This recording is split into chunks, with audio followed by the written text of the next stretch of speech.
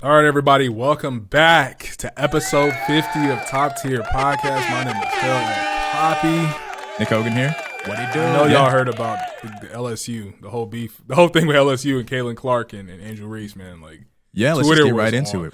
Twitter was on fire. So we all know LSU won the game, and there's a lot of controversy on Twitter from different people saying that Angel Reese is as a thug and she's unsportsmanlike and she's a bad person because she had the nerve to trash talk and do the can't see me because she followed Caitlin Clarke. And for those who don't know, pointing to the finger, but who rings, baby. So I don't know, for those, do you want to go into, for those who may not even know what we're talking about, who don't follow sports at all? Yeah, I mean, look, this was NCAA women's basketball this is the height of anything that we've seen from women's basketball. They hit an all-time high. I think the viewership was around 10 to 12 million viewers.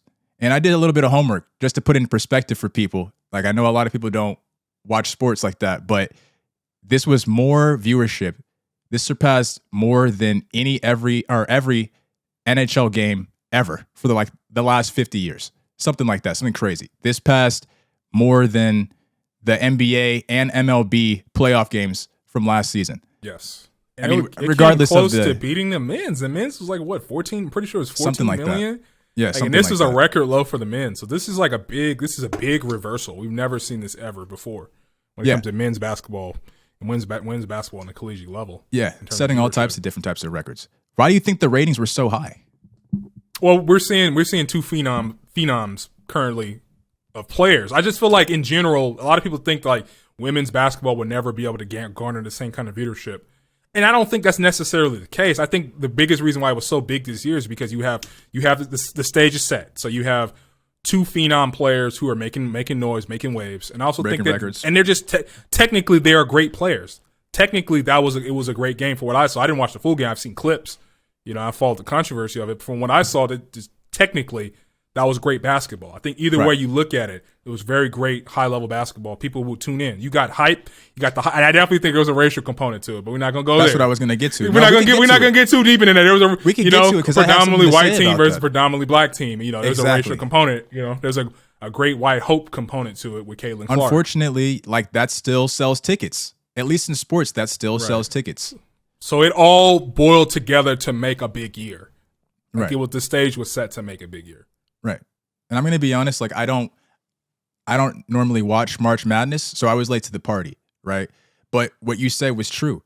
The component of a predominantly white university, Iowa, versus LSU, largely black university, and even just, we can get to the trash talk element of it right now, even the element of the Angel Reese versus Caitlin Clarke, that was something that I saw a lot of discourse on. The fact that she was able to trash talk Caitlin Clarke, meaning, versus what the response for Angel Reese was, doing the same type of gesture. You can't see me. And she was right to do it too. So there was a racial component, and then at the same time there's a sexist component, which we can get to, but what were you going to say? Yeah, Caitlin, there's clips of her doing it. That's something that she does. I don't believe it was just that game that she does that. That's her thing. She'll do you can't see me. She'll swag on somebody and do you can't see me. It's not like, but the thing that people were making a big deal about is after she got destroyed, Caitlin got destroyed, Angel Reese followed her and did it. There was she was walking behind her, but I'm like, a taunt is a taunt. Right. You can taunt and teabag, right? Let's think in a video game sense.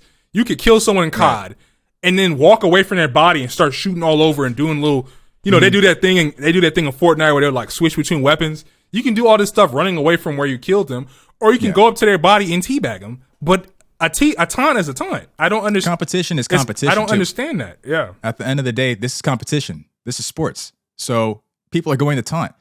And I wanted to get to the sexist element of it too, because I think that's a huge factor in what was being said in terms of the criticism of Angel Reese. Because no one said anything really about Caitlin Clarke. But at the same time, they were trying to pit them up against one another. Little 1v1 type energy. Weren't even focusing on the team. It was more so just is Angel Reese allowed to be able to be so outspoken to trash talk like this? But it's always okay when we see men in professional sports trash talking, or even in collegiate sports. It's always okay. I mean, look at Tom Brady. Look at Michael Jordan. These are two of the biggest trash talkers. Larry Bird. Yeah. Kobe Bryant. Kobe Bryant. I was just about on. to say Kobe. Yeah. Yeah. You can go on and on with trolls. Men. They literally are trolls, like just straight up. And like, it's deemed what? What is it deemed as? It's deemed as just competition. They're just competitors. They're passionate about the game. That's the same reason why people were getting on Serena Williams. And then if we really want to get into it, because I don't know if we really want to take it there, but if we really want to get into it, it's really black women. People love to criticize black women in sports as well. But what were you going to say about what do you think about the component of the trash talk?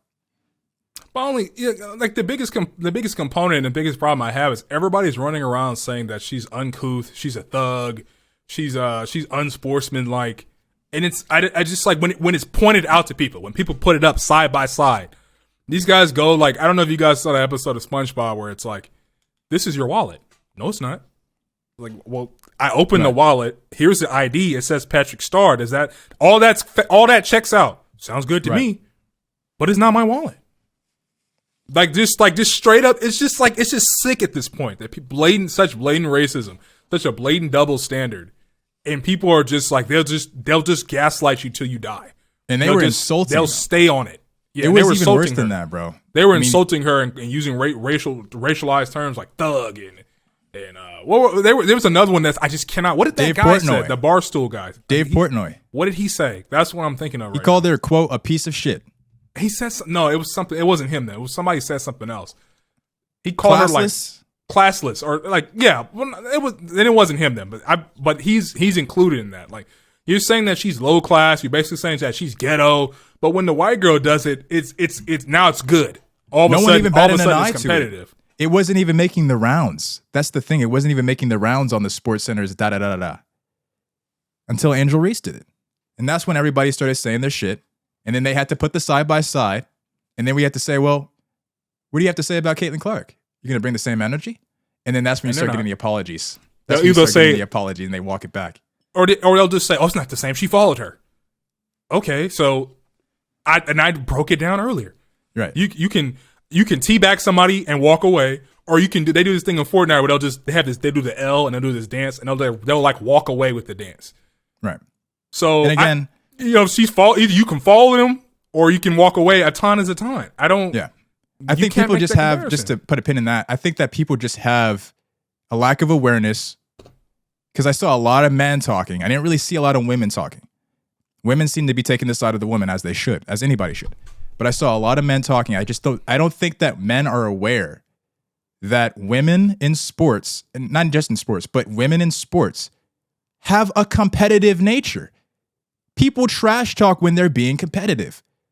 And I think that's, to move on, I think that's a big reason why we saw Joe Biden try to come up and say that, oh, out of good sportsmanship, quote unquote, we should invite both teams, not just the champion, but let's invite the loser.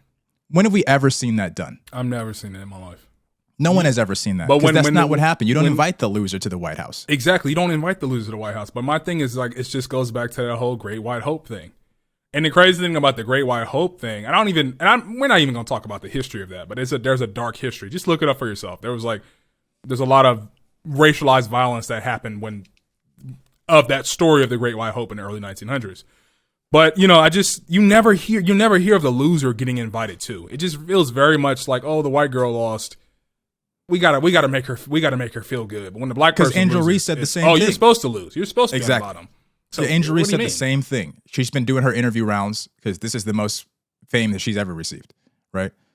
And she was saying the same thing about if LSU were to lose, if we were to lose, I don't think Joe Biden gives that same invite. I don't think she has that same energy. And that's not how it's supposed to go. Like I saw something on Twitter where a guy was like, sports is like one of the few arenas in American society where there's a true meritocracy of sorts. Now, there are definitely times where things get manipulated. Things, the referees can probably play around and be unfair to certain players. Of course they do. People said that about the game. People said that they were doing that to LSU. But once there's a level playing field, now it's like, oh, we can't. Oh, we gotta give her a consolation prize. We still gotta invite her. Because you can't manipulate it. Right. I wish that nigga would have tried to do that. I wish Joe Biden would have tried to do that. You get swagged on. Like that's it. Like beyond if LeBron shows up, you get destroyed unless you can compete on his level. There's no manipulating that. Right. But at the end of the day, like, we need to all understand women can talk shit too. It's okay. They're allowed to talk shit too. We should all just accept it. Well, come on, let's keep it going.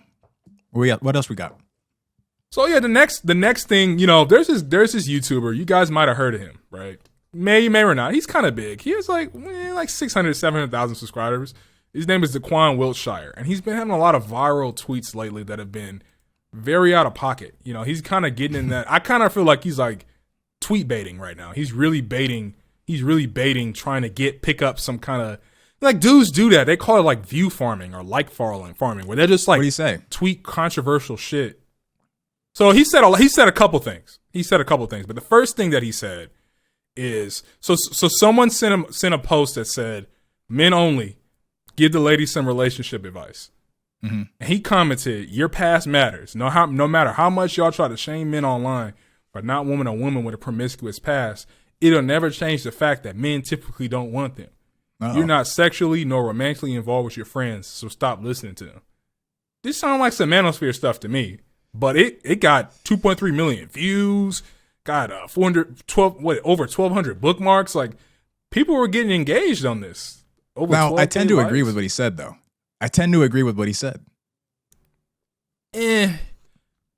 My thing is, like, first off, like, how are you even going to know about somebody's past? Like, unless they decide. Because you ask. You going to interrogate somebody? Like, no, you just ask. How many dicks you sucked and how many blah, blah, blah, blah, blah, blah. Like, that's kind of I don't know, man. That's kind of red pillish to me. And when he's talking about the past, we're not talking about every single performative action you've ever done, every single sexual, it's like weird to me, interaction you've ever had. We're not talking about that. Past, we're talking about bodies. Like, that's normally what we're talking about. Like, how many bodies you got?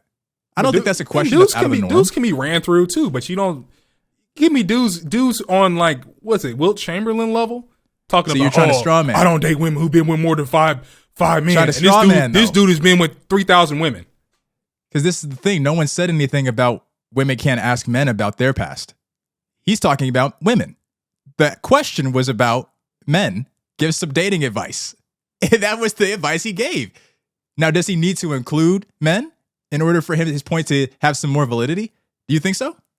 I think he should include the men argument, because people are just going to see that. Because you only got so many characters in a tweet now. You only got so many characters in a tweet. That's a good point, but he could have done a part one. Let's stop the bullshit right now. This is the thread. You know, people go like 1 out of 2, 1 out of 4. That's what I'm saying. He could do 1 out of 2, then 2, then 3. You don't think he was speaking facts about this? This is true, bro. You should be able to, first of all, you should be allowed to ask if a woman has, what their past is, just so you have some, we always talk about trust here, right? Just so you can have some type of knowledge of their background. I mean, of the history. I think that makes sense. And then the number two thing is, like, it kind of matters. You don't want somebody that's like, ran through. What is ran through? Like, dudes will always say this thing, well, dude, she probably got miles and miles of man can be ran through, like, too? this stupid, like, this, like, the stupid shit I've seen on Twitter is like, dude, she probably got miles of pole and blah blah blah. It's like, dude, like, let's, like, because my thing is, like, if you can't tell, like, their problem with their mentality, I think a lot of these dudes are, when they're like, oh, she's ran through, it's like, oh, she's probably gonna cheat on me. There's probably 20 dudes in her DMs. Projecting. What do you mean project? What do you mean projecting? That's what they're doing. I thought that's what you were saying. Go ahead and keep going. Well, I'm just saying, like, if you think that she's gonna cheat on you, that's one thing. But, like, worrying about whether she's ran through, what if she's a loyal person? That's what I was saying. Is projecting. She's a solid woman that is a ride or die. It doesn't matter how quote unquote ran through she is. If she's a cheater, kind of does matter though. She just hooks up with all these dudes, why are you even talking to her? I think it does matter a little bit. I think you got to be more specific about that. That's all I'm saying. I think it does matter. I personally care about the history of a person. Like, if I'm trying, it doesn't matter what the relationship is. If it's a sexual relationship, I'm going to ask what your sexual relationship history is. If it's a friendship, I'm going to ask what your friendship with the history is. I don't think, like, are you trustworthy? Like, you could start to deduce a lot of things from a person's history. We do that with everything.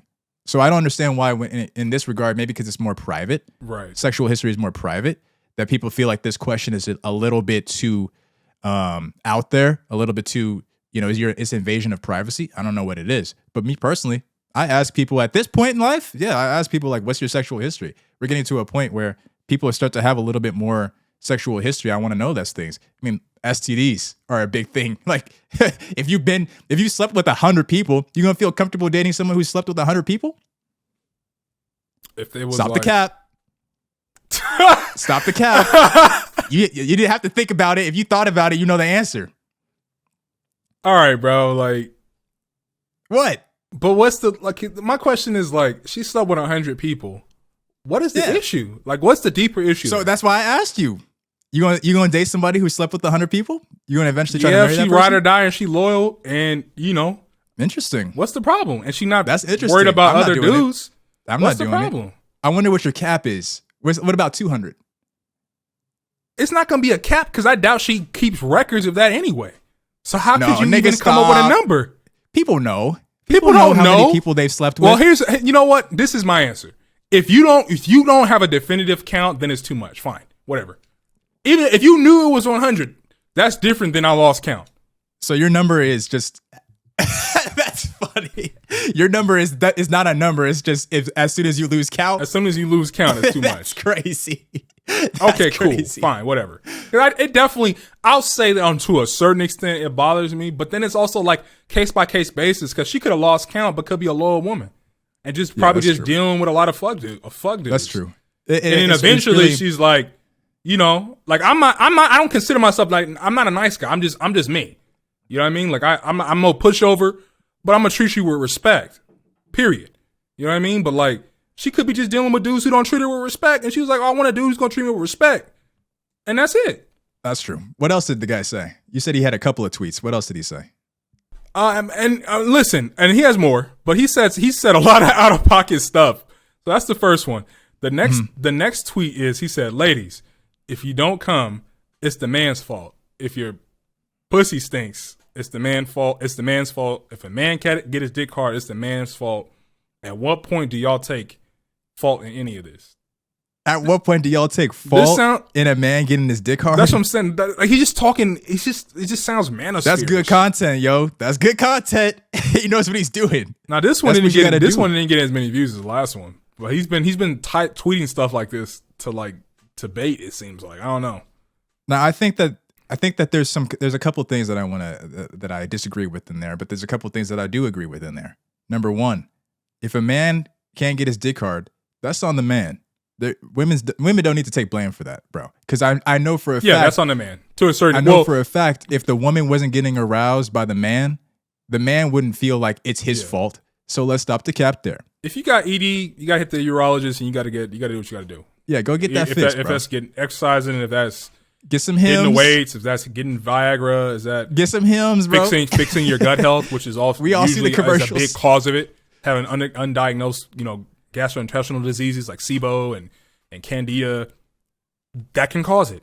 So you got to get that fixed. Brought out some scientific terms. I'm just being honest though, but I'm just saying, like, no, it's facts. That's something you gotta, and that a lot of men don't know about. But so you gotta get your GI map, you gotta get your gut tested, you gotta get organic acid tests, figure out if you got underlying stuff in your body.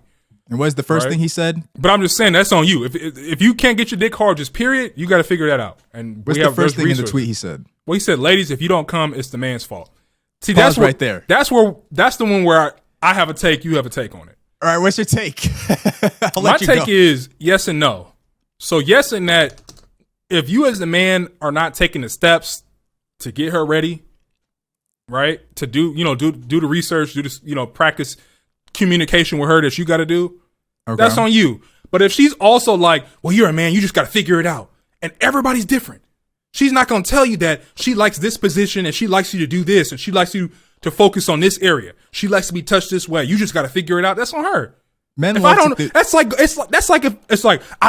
go get me some from McDonald's. And if you don't get exactly what I want and you don't just know, you're not a real man.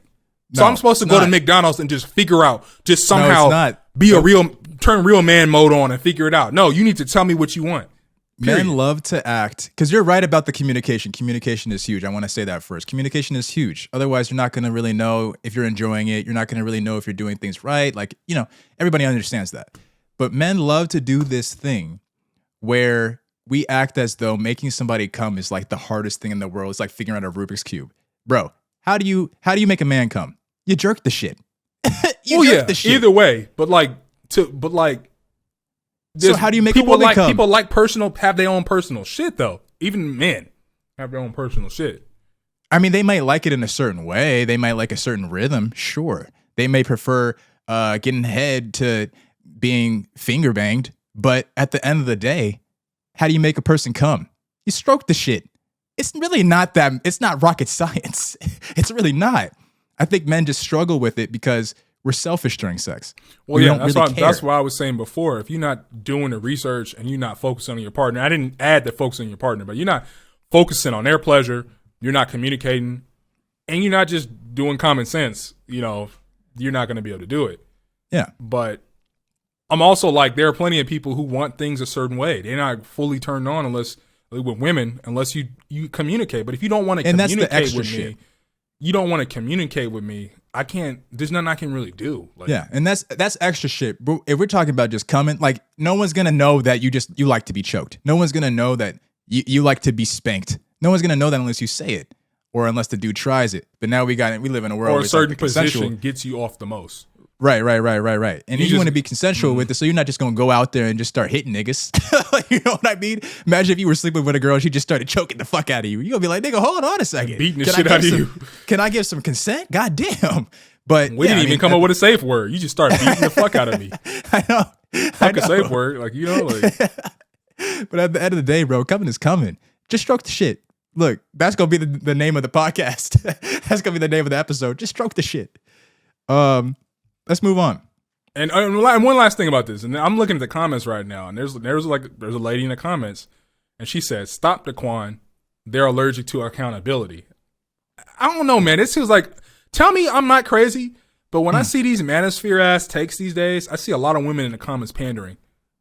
Like pandering is a thing. Pandering to that side, so dudes will come on there and send them money. Like there's like whole people in the manosphere community who just, that's because there's wins in they pandering. pander to Tate. They're like, oh, I'm submissive. Like, oh, you guys need to just submit, and y'all need to do this and that. And dude's like, yeah, she knows her. It sounds like cooning. It's like gender war cooning. I'm weak. You know what I mean? Like, that's because there's wins in pandering, bro. I am the number one panderer. It's like grifting. I pander all the time. Why you think I'm on here talking about Angel Reese and da? Why you think I'm on here talking about Sam Smith and Kim Petras? Nigga, I'm making sure that I pander. You got to be on the right side of history. But so you saying these women pandering to like straight up misogynists is the right side of history? They grift. No, I'm not saying that. I'm talking about myself. That's the hustle right now. That's the new hustle. I'm talking about myself. But pandering for any audience is going to get you some W's. And we can name so many people that pander, bro. Like, it doesn't even matter. You can think of anybody. But pandering is going to get you W's. And especially in the world where everybody sees what you're doing, and most people are putting out their stuff and sharing it to the world, you want to make sure that you're on the right side of whatever you deem is the correct way to do. But let's keep going, bro. Okay. So the next thing, we saw on Twitter, a lot of people talking about is the male version of the BBL. And I wonder what y'all think. What is the male what comes to your mind first when you think, what is the male equivalent of the BBL? What is the men's like level up, instant level up? You got a bag, we'll level you up. Well, the reason why we brought this up is because we saw that tweet that said like the number of people or like the rate that men are getting BBL surgery is like in the millions or something like that, right? Well, it wasn't BBL surgery; it was ab surgery. So they're getting. It was just abs. It was just abs. It wasn't BBL. So men think that women care about abs like that. I would have thought it was like the biceps or something like that. Traps. Well, actually, it says that men are getting BBLs, but it's mostly lipo and ab implants. But they also are getting BBLs. Which is like puzzling to me. No, it's not.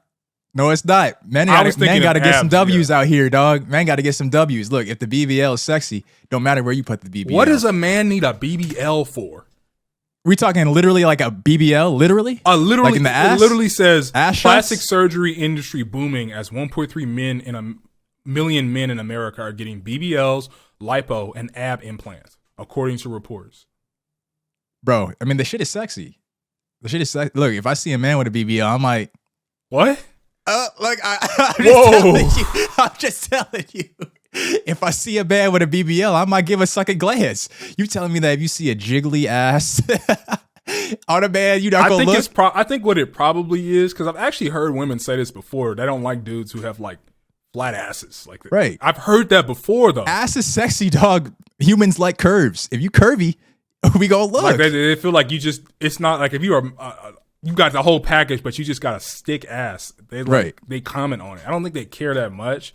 And we're not going to But cap, some Elliot. dudes probably care enough to be like, I got to add a little something back there. Like, We're not going to cap, Elliot. I know you might have looked at an ass before and didn't know it was a man. come on, bro. Let's stop. I right know now. it. I know it. Stop. Stop right now. I know that's true. Come on, I know bro. that Let's we've stop all right done now. it. We've all done it. What you think? I'm gonna call you gay or something? Well, now that I'm thinking back, I've definitely done it before. That's but what I'm it was saying. Like, we gonna stop the cap right there. it probably wasn't even like that. I was checking it out. I was just no, looking. you weren't checking it out. It's I'm just curves looking are at the curves. person, and I'm thinking, oh, Yeah. is that a woman? Right. Like it wasn't like I'm like immediately like, damn, that's an ass. I know. I'm just looking around, and I'm in line somewhere. I'm just you see a big ass. and I see it doesn't. It's not. I don't remember. I'm not looking at Why this don't you want to big. say I'm it's just a fat ass? I'm just looking in a general area, and then I happen to look down, and then the dude turns around. It's like, oh, that's a man. Yeah. But I don't be like, No, I mean it's just human nature. I don't be It's doing just all that human like nature. that like homophobic stuff. I'm just like, oh, that's a dude, and I just It's go just around human my nature, life, bro. you know? We all like curves. So if I see, but I think that men are winning with this. I think this is a big W for men, and I think that we should continue to do it. I mean, look at Drake. Drake got his But BBLs the done. ab implants, the lipo, yeah, I understand. That's fine. But the ab implants is where I'm like, that's bizarre to me. I don't think it's bizarre. But if men I are think getting that ab implants and women are getting ass implants, what's the difference? Like it's the same because we're shit. all getting to a point where we understand what's attractive to most people, and everybody wants to be attractive. So we're gonna do what it takes to be attractive. I don't think there's anything that's out of the ordinary about this at all. If I needed abs, because I already got them good shits, then I would get the ab implants too. But just if but I you needed don't some need muscle them, implants, If you already got them, just keep bulking them. You know what I yeah, mean? that's why I was saying, You like, I don't thought have that was them? interesting that they thought that the abs were the most attractive part to women. I'd love to hear some women say, like, what the most attractive part of the body is. I think it's this is from my male perspective. I think it's probably abs and arms and chest. I think it would be chest and arms. That's what I would I think So it's we're I really think abs is high up though. I think it's like you think either so? number one or Because number you don't even two. see that. Definitely, You don't even see that through the shirt. if you're wearing a tight enough shirt, yeah. No, you won't. I think that you But, see the chest and the arms first. You definitely see the chest and the arms first. But I And a lot of definitely- women like the legs too. That's why we definitely get think them it's probably BBLs. like your height, then it's like your arms, chest and arms, then it's your abs. Yeah. Yeah. Then maybe it's other things like your face and whatever. Then it's your pocketbook. I don't know.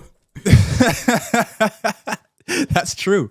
That is a muscle. Because You dudes gotta are flex that shit. getting leg extension surgeries, which is like excruciatingly painful. I don't know if you ever heard about that, where they'll like No, I have. they literally I've will heard break that. their legs, put a brace, and extend it, and then the bone will grow back and add an inch, and then they'll do it again over several years of just excruciating pain until they get like 5 Yeah, I mean it's inches a taller. W. Look, So- if that's the same reason why women are going and getting their surgeries, because men are saying like that's not whatever you guys look like naturally, it's not attractive to us. We like this, and so women when they did it. So I think it's the same reason why men are doing the But it's same like, shit. I don't Like, think it's worth it if you're like 5 feet tall to go to 5'5". Now, well, let me go back. If you're 5 feet tall, 5'5" is a big move for you. yeah, But to me, 5'5" is short. yeah. Let's move on to some music conversations here, because we covered a conversation last week about Chloe Bailey's album. Do you have the name of the album, sir? I'm sorry, I forgot the name of the album. It's like In Pieces, I believe it's called In Pieces, right? I believe so, but we're just gonna fact check it real quick. Okay. In Pieces by Chloe Bailey. The album apparently is predicted to only sell about less than 10K, just under 10K its first week. Now, people are calling this a flop. This is her first solo debut. I don't know if you can call 10,000 copies, 10,000 units Is a flop. Stop. In 1 week, 10,000 units. They It's a just flop. released. Hold on, because and I forget who it was. It might have been Billboard or Spotify, perhaps. I think it's Spotify. They just released information saying that there was over like 200 million songs that were released last year that didn't even get a single play. And most of that is, and you understand they can just play around with the data. Most of that is probably indie people who don't get any kind of. That's what views. we're talking about. We're talking about musicians. We're talking about people in the industry. We're not talking about Joe Schmoes. We're talking about people who actually have some clout. Chloe Bailey How much has do you too much expect Chloe clout. Bailey to sell in the first week? Like if we're talking about At a minimum flop, 50,000. Sorry, and even that's kind of like kind of was a failure. Like that's my opinion. do you know how hard it is to get tens of thousands of people to listen to an album?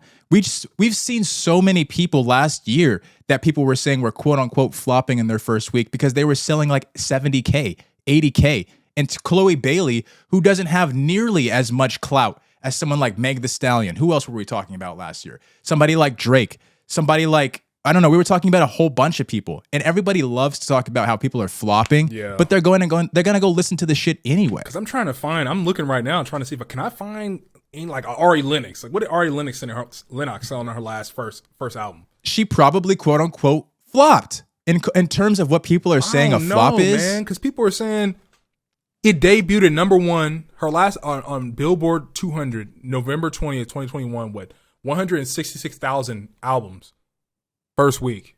Come on, dude. Wait, who's that? Ari? Pretty sure. No. That's not Ari. Is that Ari? Who wrote Still Over It? I don't know. That's you looking it up, bro. Don't bring it up if you don't know it. Oh, never mind, bro. You can cut that out. This is like, it took me to some We're not going to cut it. Artists. Wait, bring the mic close to you. It took me to some completely other artists. But anyway, I don't know if it's a fail or not. I just know 10K doesn't sound a lot. Saweetie sold 4 or 5K first week, and everybody was like clowning her for being for saying it was garbage and saying Coily that Ray, she 12K. flopped. So how Everyone is doubling such a low number? Come on, like. Well, look, we want to get to 10K the is a flop, conversation. bro. We wanted to get to the conversation about the reason why we think that she's been kind of, on a little bit of a downtrend as of recently, as of the last year. It doesn't seem like because people got on her about the Chris Brown shit. People aren't listening to the album. People are clowning her on Twitter. She said she had to get off Twitter because she's seen so much toxicity and negativity towards her. It shoved her away from Twitter. What do you think is attributing to this like feeling of her being on the downtrend?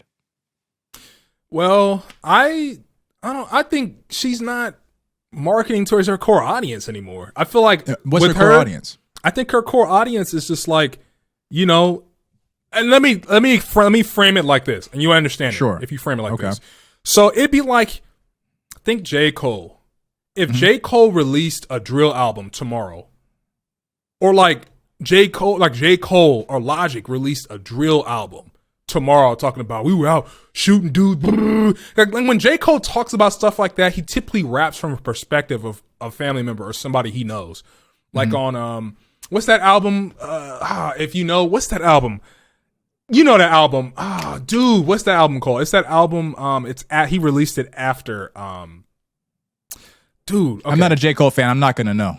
But if J. Cole was just like straight up like, yeah, dude, we out here on O Block, just doing all the drill stuff, people be like, bro, stop. If Drake did that, people like, dude, get out of here. Like, let's stop. So what is Chloe Bailey singing about?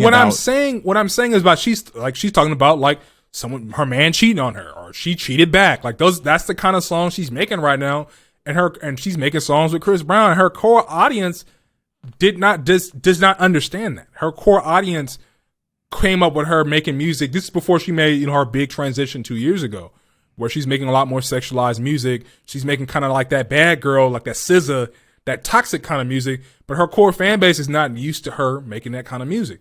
So you think that people are deeming her as toxic nowadays? Because I think that she's just trying to be a grown woman. And there's nothing wrong with that. I'm not saying anything wrong with that, but I'm saying, if Drake did that, J. Cole did that, people were like, bro, what are you doing? And they're not going to tune in. That's all I'm trying to say. Because we have heard people talking about a branding issue. So it probably is just a branding issue. That's like if Taylor Swift made a drill album. Her audience would be like, what are you doing? But that's so exaggerated. That's probably that's like the most exaggerated example. That's way too exaggerated. We jump in several genres, so let me not do that. But I think people just aren't used to Chloe Bailey, who was at one point one half of Chloe and Halle, who were Disney stars, essentially. I think people aren't used to her being a grown-ass woman and saying that she's a grown-ass woman on her tracks and talking about grown-ass woman things. She's going through life, bro. She's like in her 20s, bro.